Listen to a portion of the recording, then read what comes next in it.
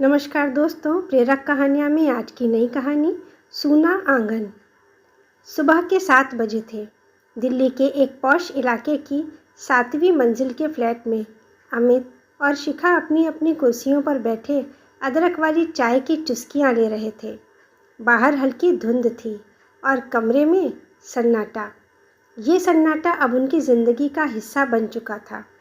कभी यही सन्नाटा उन्हें शांति देता था, आज वही चीख चीख कर उनके अकेलेपन को बयान कर रहा था। अमित ने चाय का घूंट भरा और अखबार पलटते हुए बुदबुदाया, पड़ोस के शर्मा जी के यहाँ कल रात उनके बेटे का फ़ोन आया था अमेरिका से। कह रहे थे अब वो माँ बाप को अपने पास बुला रहा है। शिखा ने कोई जवाब नहीं दिया। वो खिड़की से बाहर देख रही थी, जहाँ सामने वाली बिल्डिंग की छत पर एक छोटा बच्चा अपनी माँ के साथ पतंग उड़ा रहा था। बच्चे की हंसी हवा में घुलकर शिखा के कानों तक आ रही थी। उसकी आंखें भर आईं।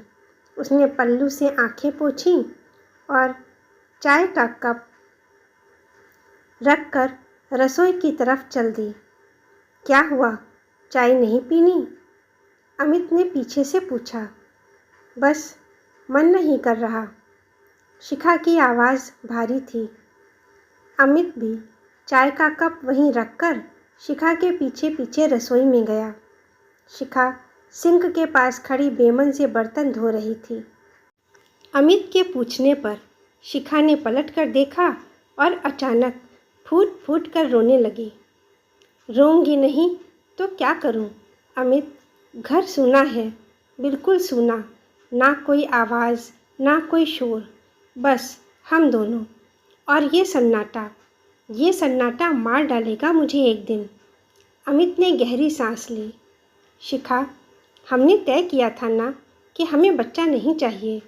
हमें अपनी ज़िंदगी जीनी है, कैरियर, घूमना फिरना, आज़ादी, सब कुछ। हाँ, किया था तय। लेकिन अमित, अब उम्र निकल रही है।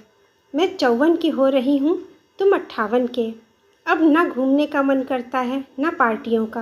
अब तो बस लगता है कोई होता अपना तो शामें कट जाती। शिखा की आवाज़ टूट रही थी। सच तो ये था कि 30 साल पहले दोनों ने बड़े गर्व से ये फैसला लिया था। अमित एक जाना माना आर्किटेक्ट बनने की राह पर था और शिखा एक बहुराष्ट्रीय कंपनी में तेज़ी से प्रमोशन पा रही थी। उनकी शादी को 2 साल हुए थे जब दोनों ने मिलकर एक स्मार्ट निर्णय लिया था, हम चाइल्ड फ्री रहेंगे। उन दिनों ये फैसला क्रांतिकारी लगता था। दोनों ने अपने दोस्तों, रिश्तेदारों, यहाँ तक कि माता पिता तक के सामने अपनी जीवन शैली को प्रोग्रेसिव बताते हुए जमकर तर्क दिए थे। हम बच्चे को अपनी ज़िंदगी का बोझ नहीं बनाना चाहते, अमित ने अपने पिता से कहा था। दीदी, तुम लोग तो दुनिया के सारे मज़े लोगी, हम तो फंस गए डायपर और स्कूल की फ़ीस में, शिखा की बहन ने चिढ़ाया था। और सचमुच शुरुआती साल बहुत शानदार रहे। जब दोस्तों के बच्चों की फ़ीस भरने में उनकी आधी सैलरी चली जाती, अमित और शिखा विदेश घूम रहे होते। जब पड़ोसी रात भर रोते, बच्चे के कारण जागते, ये दोनों गहरी नींद सोते। उनके घर साफ सुथरी कांच की मेज़ें थीं, महंगी कलाकृतियाँ थीं और एक शांति जो सिर्फ बच्चों के ना होने से संभव थी।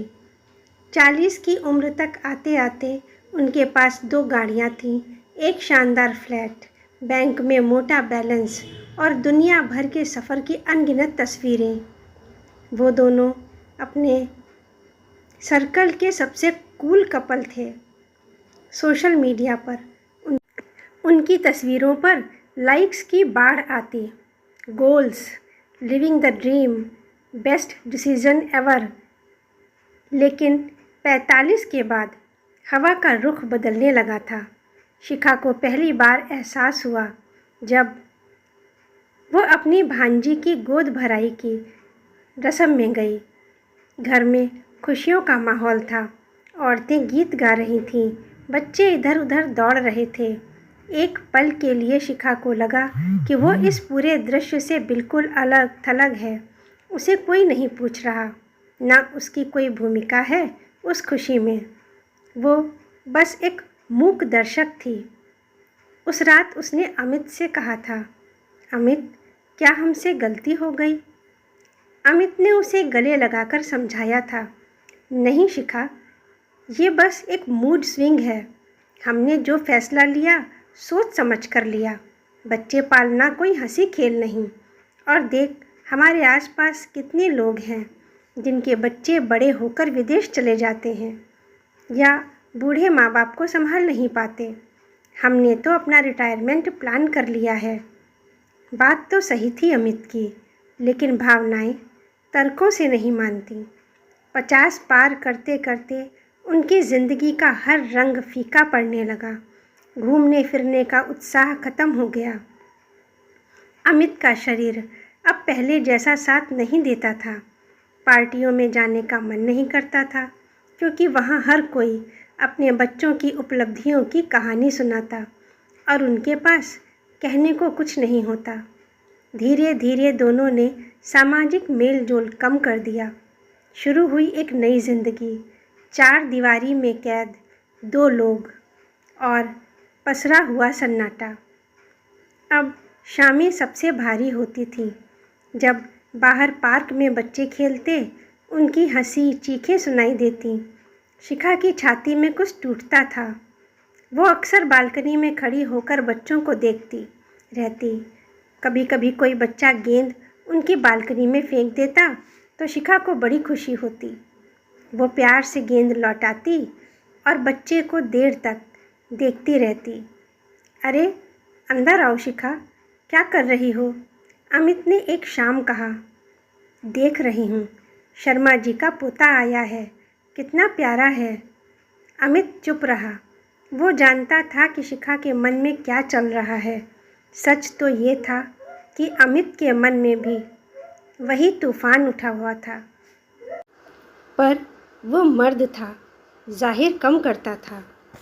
एक रात अमित को सीने में तेज़ दर्द उठा। शिखा घबरा गई। उसने एम्बुलेंस बुलाई। अकेले ही उसे अस्पताल लेकर भागी। एडमिशन कराया, दवाइयाँ लीं, रात भर उसके पास बैठी रही। तभी उसे एहसास हुआ कि इस मुश्किल घड़ी में उसके साथ कोई नहीं था। भाई बहन थे, पर अपनी अपनी ज़िंदगियों में व्यस्त। अगली सुबह जब अमित की हालत स्थिर हुई, शिखा ने चाय पीते हुए सोचा, अगर अमित को कुछ हो जाता तो मैं बिल्कुल अकेली रह जाती, और अगर मुझे कुछ हो गया तो अमित के साथ कौन होगा? यही सवाल दोनों के मन में बार बार गूंजता था। उस हादसे के बाद उनकी ज़िंदगी में और भी गहरा अवसाद घर कर गया। दोनों चुप रहने लगे। पहले जहाँ उनकी शामें फिल्मों और ड्रिंक्स के साथ हंसी मजाक में कटती थीं, अब चुप्पी और टीवी के शोर में डूब जाती थी। एक अजीब सी कसक दोनों के बीच आ गई थी, पश्चाताप की कसक। एक दिन शिखा ने कह ही दिया, अमित, मैं मरने से पहले एक बार माँ बनना चाहती हूँ। अमित ने उसे हैरानी से देखा। शिखा, तुम पागल हो गई हो इस उम्र में? हाँ, इसी उम्र में। अडॉप्ट कर सकते हैं। शिखा, सुन मेरी बात, हमारे पास पैसा है, घर है, सब कुछ है, बस कोई अपना नहीं। क्यों ना हम एक अनाथ बच्चे को अपनाएं? उसे भी घर मिलेगा, हमें भी सहारा। अमित के मन में कई तरह के विचार आए। समाज क्या कहेगा? इतनी उम्र में बच्चा पाल पाएंगे? लेकिन शिखा की आंखों में एक ऐसी चमक थी जो उसने सालों बाद देखी थी। वो चमक, वो उम्मीद। अमित ने हाँ कर दी। अगले कुछ हफ्ते एडॉप्शन की प्रक्रिया में निकल गए। कागज़, इंटरव्यू, घर का निरीक्षण, सब कुछ। और फिर एक दिन, वो दिन आया जिसने दोनों की ज़िंदगी बदल दी। सरकारी अनाथालय के ऑफिस में बैठे अमित और शिखा के सामने एक 4 साल की बच्ची को लाया गया। उसका नाम था आशा। बड़ी बड़ी काली आँखें, मासूम चेहरा और दो छोटी चोटियाँ। उसे देखते ही शिखा का दिल पसीज गया। आशा, इन अंकल आंटी से मिलो, सामाजिक कार्यकर्ता ने कहा।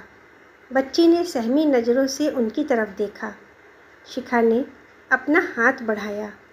आओ बेटा, मेरे पास।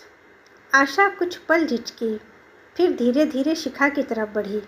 शिखा ने उसे गोद में उठा लिया और उसकी आंखों से आंसू बह निकले। अमित भी अपने आंसू नहीं रोक पाया। वो 4 साल की बच्ची क्या जानती थी कि वो सिर्फ एक घर नहीं जा रही, बल्कि ममता से तड़पती 2 आत्माओं को एक नई जिंदगी देने जा रही है। पहले कुछ दिन मुश्किल रहे। आशा बहुत चुप रहती थी। वो बचपन से ही उपेक्षा और अकेलेपन की शिकार थी, पर धीरे धीरे शिखा और अमित के बिना शर्त प्यार ने उसके दिल का ताला खोल दिया।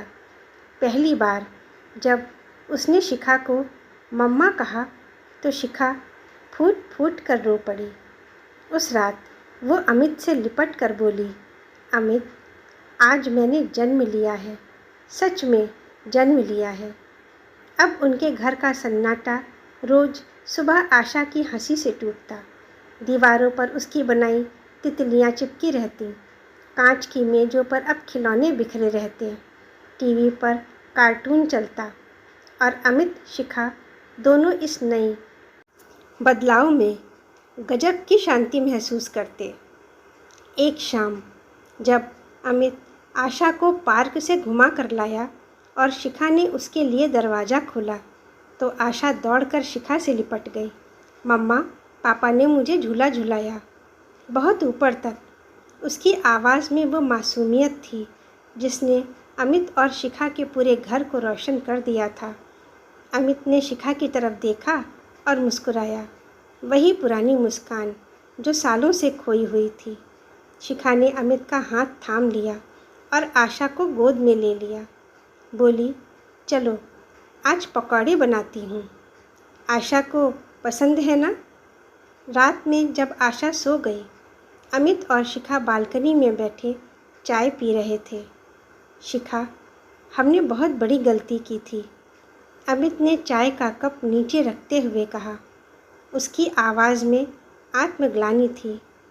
हाँ, लेकिन हमने उसे सुधार भी लिया ना, देर से ही सही।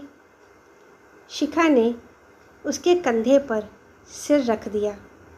पर सोचो, हमने ज़िंदगी के कितने साल बर्बाद कर दिए इस भ्रम में कि आज़ादी ही सब कुछ है। आज़ादी तो एक भ्रम है। सच्ची खुशी तो किसी के साथ बांटने में है, किसी के अपनेपन में है, माता पिता बनने में है। अमित, अब नहीं सोचते उन सालों के बारे में, सोचते हैं आने वाले सालों के बारे में। आशा को बड़ा करना है, पढ़ाना है, उसकी शादी देखनी है। और हाँ, कल आशा बोल रही थी कि उसे एक छोटा भाई चाहिए। अमित ने शरारत से कहा। शिखा ज़ोर से हंस पड़ी। इतनी उम्र में दूसरा बच्चा? क्यों नहीं, अब तो एक एक्सपर्ट मदर बन गई हो ना तुम। अमित ने उसकी तरफ देखा और दोनों खिलखिला उठे। वो हंसी, वो खिलखिलाहट उस रात हवा में घुलकर दूर दूर तक गई और उसके साथ गया उन दोनों का पुराना दर्द, उनका पश्चाताप, उनका अकेलापन। 2 साल बीत चुके थे। आशा अब स्कूल जाने लगी थी। एक दिन स्कूल में मदर्स डे का कार्यक्रम था। आशा ने मंच पर खड़े होकर एक कविता सुनाई। मेरी माँ, सबसे प्यारी माँ, देर से आई पर लाई बहार, खाली आंगन में फूल खिलाए, मम्मा तुमसे मिला मुझे प्यार। नीचे बैठी शिखा रो रही थी और साथ बैठे अमित की आंखें भी नम थीं। माँ बाप होने का वास्तविक एहसास वो आज महसूस कर पा रहे थे, और ये भी कि काश आज़ादी की ज़िंदगी जीने के लिए हमने इतने साल अपना आंगन सूना ना रखा होता। आज उनके आंसू जीवन की पूर्णता और एक नई शुरुआत की कहानी कह रहे थे। तो प्रिय दोस्तों, कहानी कैसी लगी अपने कमेंट बॉक्स में ज़रूर लिखें। पसंद आई है तो लाइक कर दें, शेयर भी करें, और अगर चैनल पर पहली बार आए हैं तो चैनल को सब्सक्राइब कर लें।